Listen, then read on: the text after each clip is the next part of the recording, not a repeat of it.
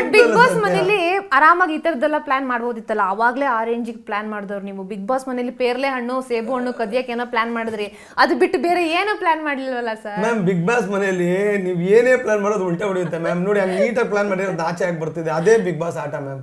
ನಾವು ಪ್ಲಾನ್ ಮಾಡಿ ಇಲ್ಲಿ ಪ್ಲಾನ್ ಮಾಡಿದಾಗ ಏನೋ ಲೈಫಲ್ಲಿ ಆಯ್ತು, ಆಮೇಲೆ ಲಕ್ಕು ಆ ಕೈ ಹಿಡಿತು ನನ್ನ ಕಡೆಗಿತ್ತು ಅನ್ಸುತ್ತೆ.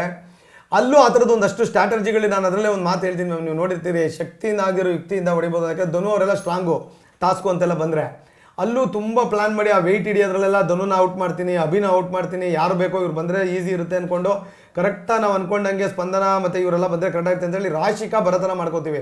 ಫೈನಲಿಸ್ಟ್ ಟೀಮಲ್ಲಿ ರಾಶಿಕಾನೇ ಬಂದು ನಿಂತ್ಕೋತಾರೆ. ರಾಶಿಕಾ ಅಥವಾ ಕಾವ್ಯ ಬರ್ಬೋದು ಅಂತ ಒಂದು ಸ್ಕೆಚ್ ಇರುತ್ತೆ, ರಾಶಿಕಾನೇ ಬರ್ತಾರೆ. ಅದರಲ್ಲಿ ಚಾಂಪಿಯನ್ ಫೈನಲಿಸ್ಟ್ ಅಂತಲೂ ಆಗ್ತೀನಿ. ಇವೆಲ್ಲವೂ ನನ್ನ ಸ್ಟ್ರಾಟಜಿ ಪ್ರಕಾರನೇ ಆಗಿದ್ದು. ಸ್ಟಾರ್ಟಿಂಗು ಅಲ್ಲಿಂದ ಫಸ್ಟೇ 3 ವಾರದ ಇಮ್ಯುನಿಟಿ ಇರುತ್ತೆ, ಮತ್ತೆ ಒಂದು ವಾರ ಚಾಂಪಿಯನ್ ಆಗಿ 1 ವಾರದ ಇಮ್ಯುನಿಟಿ ಸಿಗುತ್ತೆ, ಅಲ್ಲೊಂದು $1 ಸಿಗುತ್ತೆ. ಆ $1 ನನಗೆ ಗೊತ್ತಿಲ್ಲ, ಮತ್ತೆ ಅಲ್ಲೊಂದು ವಾರದ ಇಮ್ಯುನಿಟಿ ಸಿಗುತ್ತೆ.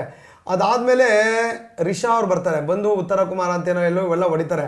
ಆಗ ಒಳಗೊಂದು ತಲೆಯಲ್ಲಿರುತ್ತೆ, ಹೋಗಿ ಸರಿಯಾಗಿ ಇವ್ರಿಗೇನೋ ಅನ್ಬೇಕು ಅಂತ ಎಲ್ಲೋ ಒಂದು ಕಡೆ ಮಿಸ್ ಹೊಡಿತಾ ಇರುತ್ತೆ. ಅಕಸ್ಮಾತು ಇವ್ರಿಗೇನಾದ್ರು ಪವರ್ ಕೊಟ್ಟು ನಾನು ಬೇಡದಿರೋ ಜಗಳ ಮಾಡ್ಕೊಂಡು ಏನಾದರೂ ಮಿಸ್ ಆದರೆ ಅಂತ ಹೇಳಿ ಆಯಿತು ಬಿಡಿ, ನಿಮ್ಗೆ ಆಚೆಯಿಂದ ಹಂಗೆ ಅನ್ಸಿರ್ಬೋದು, ಹಂಗೆ ಇರಲಿ ಬಿಡಿ ಅಂತ ಸುಮ್ಮನೆ ಬಿಟ್ಟಿರ್ತೀನಿ ನಾನು. ಸಾರ್ ಅಷ್ಟು ಹಂಗಂದ್ರೂ ನೀವು ಕೋಪಿಸ್ಕೊಳ್ಳಿಲ್ಲ ಅಂತ, ಇರಲಿ ಬಿಡಿ ಮೇಡಮ್ ನಿಮ್ಮ ಪರ್ಸ್ಪೆಕ್ಟಿವ್ ಹೊಂದಿರ್ತೀನಿ. ಧ್ರುವ ಅಂತ ಉಲ್ಟಾ ರಿಯಾಕ್ಟ್ ಮಾಡಿರ್ತಾನೆ, ಗಿಲ್ಲಿ ಏನೇನೋ ಮಾಡಿರ್ತಾನೆ ಅವ್ರನ್ನ ಹೊಲಿಸ್ಕೊಳ್ಳೋ ಥರ. ಆದರೂ ಅವ್ರಿಗೆಲ್ಲ ಎಲ್ಲೋ ಫೇಕು ಸುದೀಪ್ ಜಿನೀನ್ ಅನಿಸಿ ನನಗೊಂದು ಹಾರ್ಟ್ ಥರದ್ದೇನೋ ಕೊಟ್ಟು 1 ವಾರದ ಇಮ್ಯುನಿಟಿ ಸಿಗುತ್ತೆ. ಅದು ನಾನು ಮಾಡಿದ ಪ್ಲಾನ್ ಪ್ರಕಾರ ಇರುತ್ತೆ. ಅದೇ ಥರ ಕೊನೆ ಮೂಮೆಂಟಲ್ಲಿ ನಾಮಿನಿಗೆ ಬರ್ದಂಗೆ ಆಟ ಆಡಬೇಕು ಅನ್ನೋದು ಒಂದು ಸ್ವಲ್ಪ ತಲೆಯಲ್ಲಿರುತ್ತೆ.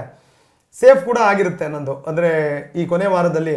ಮತ್ತು ಇವ್ರು ಯಾವುದೋ ಕಿತ್ತಾರದಲ್ಲಿ ಮತ್ತೆ ಬಂದು ಇಲ್ಲಿ ಕೂತ್ಕೋತೀನಿ ಈ ಕಡೆ ಟೀಮ್ ನಾಮಿನೇಟ್ ಟೀಮಲ್ಲಿ. ಒಂದೊಂದು ಸತಿ ನಾವು ಅಂದ್ಕೊಂಡಿದ್ದಲ್ಲ ಆಗಲ್ಲ ಮೇಡಮ್. ನಾನೊಂದು ಐಡಿಯಾ ಮಾಡಿದರೆ ಭಗವಂತ ಒಂದು ಐಡಿಯಾ ಮಾಡಿರ್ತಾನೆ, ಅಲ್ಲೇನೋ ನಾಮಿನಿ ಆಗುತ್ತೆ, ಅದರಿಂದ ಇಲ್ಲಿ ಆಚೆ ಬರ್ತೀನಿ. ಎಲ್ಲ ಟೈಮು ವರ್ಕ್ ಆಗಲೇಬೇಕು ಅಂತಿಲ್ವಲ್ಲ ಮೇಡಮ್. ಬಟ್ ನೀವು ಒಂದು ವಿಚಾರನ ಐ ಥಿಂಕ್ ಮಿಸ್ ಮಾಡಿದ್ರಿ ಅನ್ಸುತ್ತೆ ಸರ್. ರಿಷಾ ಅವ್ರಿಗೆ ಇಮ್ಯುನಿಟಿ ಸಿಗ್ಲಿ ಅಥವಾ ಬೇರೆ ಯಾರೇ ನಿಮ್ಮನ್ನ ನಾಮಿನೇಟ್ ಮಾಡಲಿ, ನೀವು ಸರಿಯಾದ ಸ್ಟ್ಯಾಂಡ್ ತಗೊಂಡಿದ್ರೆ ಯಾವುದೇ ಕಾರಣಕ್ಕೂ ಕರ್ನಾಟಕ ಜನತೆ ಮಾತ್ರ ನಿಮ್ಮನ್ನ ಹೊರಗಡೆ ಕರೆಸುವಂತ ಮಾಡ್ತಾನೆ ಇರಲಿಲ್ಲ. ಮ್ಯಾಮ್ ಇದೆ ನೋಡಿ, ಇದೇ ನನ್ನ ರಾಂಗ್ ಸ್ಟೆಪ್ ಇಟ್ಟಿದ್ದು, ಅಲ್ಲೇ ತಪ್ಪಾಗಿದ್ದು. ಅದು ನನಗೆ ಆಚೆ ಬಂದ್ಮೇಲೆ ನಿನ್ನೆ ನನ್ನ ವೈಫ್ ಹೇಳಿದ್ಮೇಲೆ ಗೊತ್ತಾಯ್ತು, ನಾನು ನೋಡೋಕ್ಕಾಗಿಲ್ಲ. ಅದೆಲ್ಲೋ ರಾಂಗ್ ಸ್ಟೆಪ್ ಇಟ್ಟೆ ಮ್ಯಾಮ್. ಆ ತಪ್ಪೇ ಇವತ್ತಿಲ್ಲಿ ಕೂರಿಸಿದ್ದು, ಅದು ನಾನು ಖಂಡಿತ ಒಪ್ಕೊತೀನಿ ಮ್ಯಾಮ್. ಅಲ್ಲೆಲ್ಲೋ ರಾಂಗ್ ಆಯಿತು.